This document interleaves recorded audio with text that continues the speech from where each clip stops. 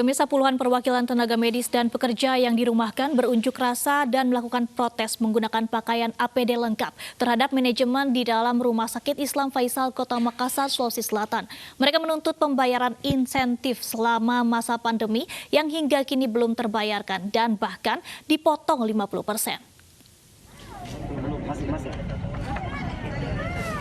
Sambil membentangkan spanduk dan ber-APD lengkap, puluhan tenaga medis Rumah Sakit Islam Faisal Kota Makassar, Sulawesi Selatan ini berunjuk rasa.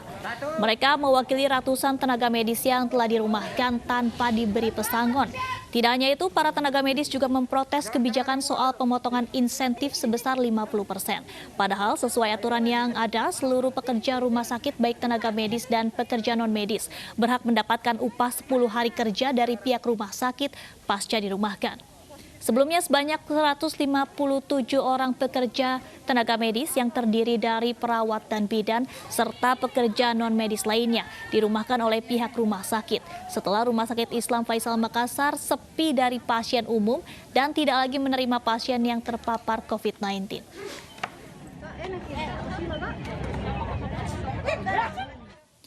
Dan pemirsa, apa saja tuntutan tenaga medis? Kita sudah terhubung dengan tenaga medis yang berunjuk rasa, Bapak Jamaludin. Selamat siang, Pak Jamaludin.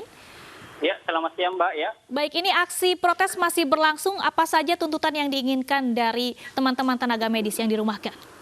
Ya, jadi tuntutan kami di sini itu kurang lebih ada 10, Mbak. Di antaranya itu mendesak manajemen Rumah Sakit Islam Faisal untuk membayar upah karyawan yang dirumahkan sebanyak 157 orang karena mempunyai hak upah selama 10 hari kerja. Kemudian, kedua, manajemen memberi upah karyawan sebanyak 50% secara sepihak tanpa adanya pemberitahuan sebelumnya.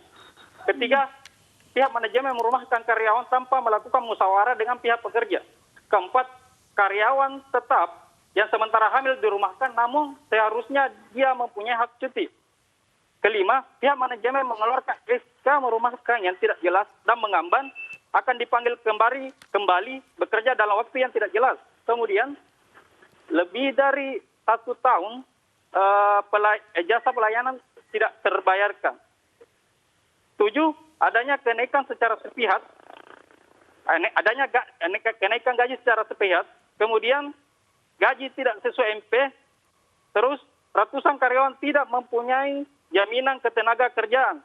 Maka dari itu kami meminta untuk supaya manajemen Rumah Sakit Islam Faisal diganti agar bisa hak-hak karyawan bisa kembali kami dapatkan. Jadi seperti itu, Mbak. Baik, Pak Jamaludin. Ini pemutusan ini terjadi apa pada saat pandemi atau sebetulnya sudah berlangsung sejak sebelum pandemi? Jadi pemutusan ini berlangsung waktu masa pandemi, tapi ini adalah suatu hal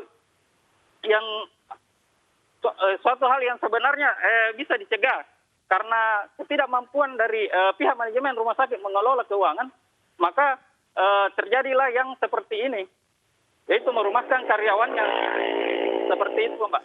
Baik, dari pihak rumah sakit, Pak Jamaludin, apakah ada penjelasan yang disampaikan kepada teman-teman tenaga medis yang akhirnya dirumahkan? Ada penjelasan, cuma ya penjelasannya itu langsung secara sepihak. Tidak ada koordinasi sebelumnya bahwa mereka akan dirumahkan sebelumnya. Jadi teman-teman yang dirumahkan itu juga kaget kenapa langsung tiba-tiba ada keputusan keluar bahwa mereka akan dirumahkan seperti itu. Alasannya karena tidak mampu membayar gaji atau ada hal lain?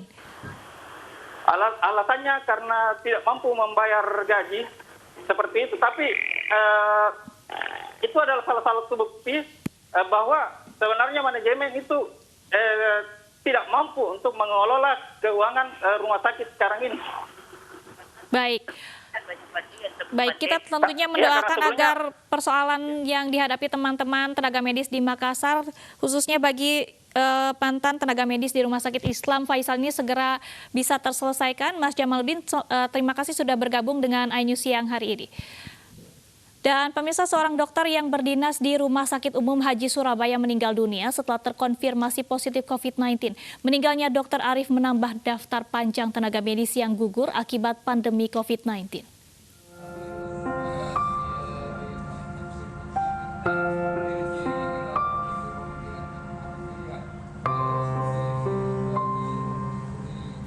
Jenazah Dr. Arif Basuki tengah disolati oleh rekan-rekan sejawatnya di Rumah Sakit Umum Daerah Dr. Sutomo, Surabaya. Dokter berusia 55 tahun ini mendapat penghormatan terakhir dari tim medis saat mobil ambulans yang membawa jenazahnya menuju TPU Keputih Sukolilo, Surabaya.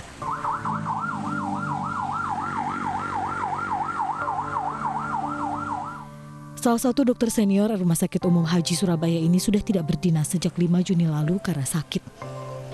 Beberapa minggu kemudian Dr. Arif mendapat perawatan intensif di ruang isolasi RSUD Dr. Sutomo karena diduga terinfeksi COVID-19.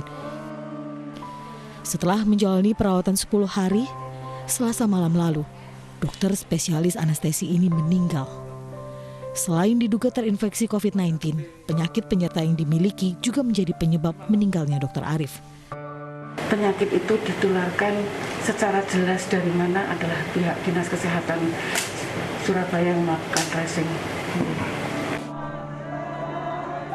Tak hanya Dr. Arif, meninggalnya Sulastri, perawat Rumah Sakit Islam Surabaya pada Rabu siang, semakin menambah panjang daftar tenaga kesehatan yang gugur. Sebelumnya sudah ada 2 perawat rumah sakit di Surabaya dan 1 perawat rumah sakit di Malang yang juga gugur akibat COVID-19. Ironisnya 4 perawat ini meninggal dalam kurun waktu hanya sepekan. Ya, para perawat memang rentan terinfeksi COVID-19 karena pemerintah kurang memperhatikan kebutuhan perawat seperti rasio waktu kerja, rapid test berkala, hingga pemberian insentif yang belum sepenuhnya tersalurkan. Jadi banyak perawat, ya kami ini sebagai seorang tenaga profesional sebenarnya tidak ada kata istilahnya itu menyerah atau apa, tapi kami akan menjalankan tugas itu. Tapi kalau ini terus-menerus terjadi, ya terutama mungkin keterbatasan dari yang saya sebutkan tadi, mungkin kita juga akan berpikir lagi ya bagaimana kita memberikan yang terbaik. Tapi di satu sisi kita punya keluarga, kita punya ya keterbatasan hal yang seperti itu. Hingga kini tercatat 11 perawat meninggal akibat positif COVID-19. Sementara total perawat di Jawa Timur yang terkonfirmasi positif 19 dan menjalani perawatan mencapai 146 orang. Dari Surabaya, Jawa Timur, Tim Liputan iNews melaporkan. Ratusan pengendara kocar kacir berbalik arah untuk menghindari rapid test massal.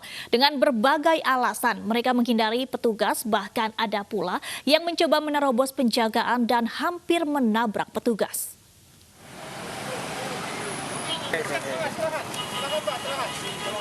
Ratusan pengemudi di jalanan utama Rangkas Bitung, Lebak, Banten tampak berbalik arah. Mereka menghindar dari rapid test massal yang digelar oleh tim gugus tugas COVID-19 di alun-alun Rangkas Bitung.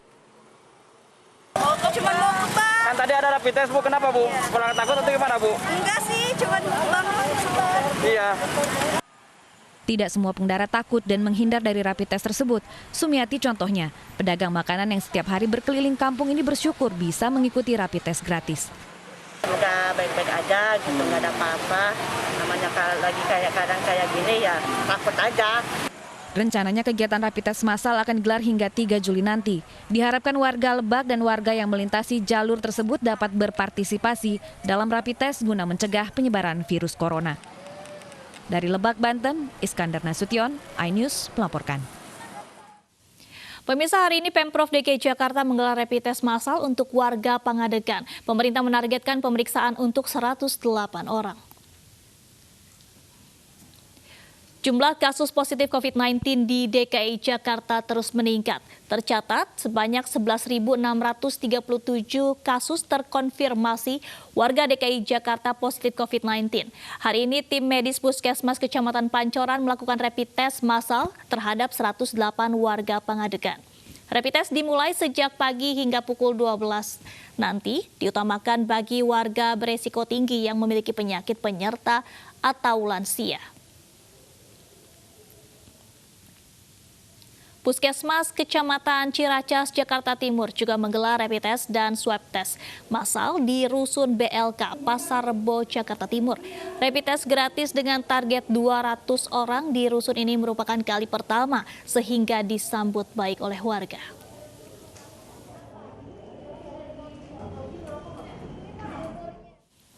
Dan pemirsa, langsung saja kita sudah terhubung dengan Vena Malinda di Balai Latihan Kerja Cijantung dan ada rekan Nadia Raisa di Gor Pangadegan Pancoran. Kita ke Vena terlebih dahulu. Vena, sudah berapa banyak warga yang dites, mengikuti tes hingga siang ini? Baik Danis, dari 200 orang yang dijadwalkan untuk melakukan rapid test, sudah ada 125 orang yang sudah mendaftarkan dan melakukan rapid test yang digelar oleh pihak Puskesmas Kecamatan Ciracas.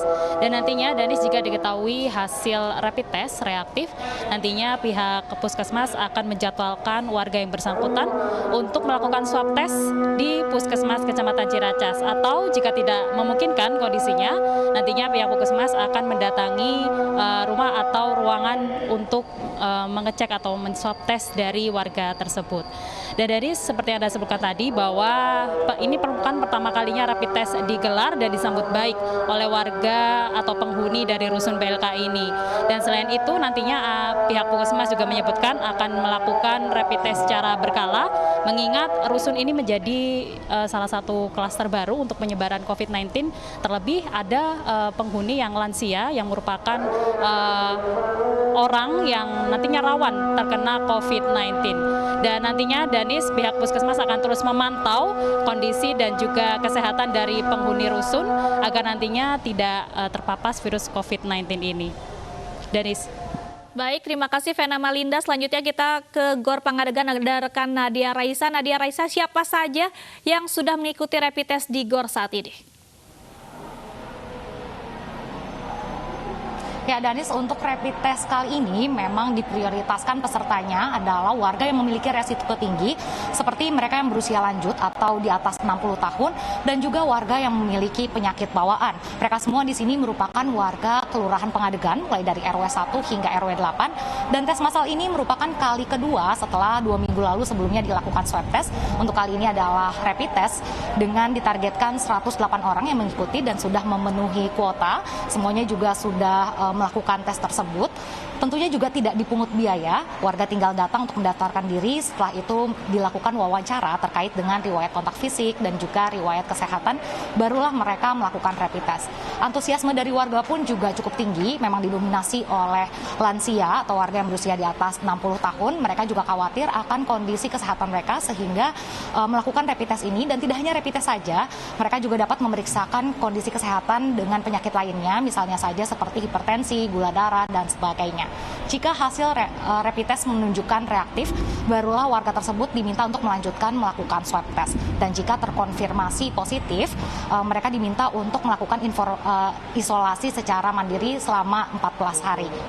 Ya, Danis.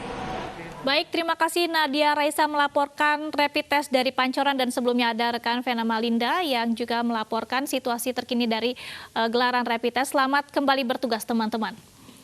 Pemirsa, mulai 1 Juli kemarin pemerintah resmi menaikkan iuran BPJS Kesehatan peserta mandiri. Kami akan kembali sesaat lagi dengan informasi selengkapnya.